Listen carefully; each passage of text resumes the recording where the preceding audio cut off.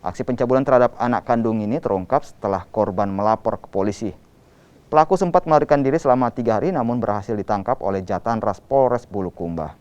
Kini pelaku ditetapkan sebagai tersangka pencabulan terhadap anak kandung dan dijerat pidana 12 tahun penjara.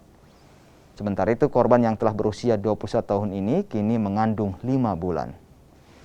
Dia adalah pelaku pemerkosaan terhadap anak kandungnya sendiri. Anak kandungnya sendiri memakan. Kapan dilaporkan? Itu dilaporkan tanggal 10. Tanggal 10 Desember. Desember 2021. TKP-nya di mana? Itu TK Tangkindang. Tangkindang. Ya. Berapa kali korban dicabuli? Pengakuan korban itu dicabuli atau digauli sebanyak 6 kali. 15 sampai dengan 16 Juni.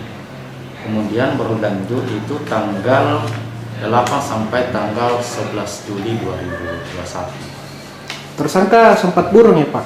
Ya, sempat buron selama 3 hari. Kemudian, kapan ditangkap? 3 hari setelah adanya pelaporan dari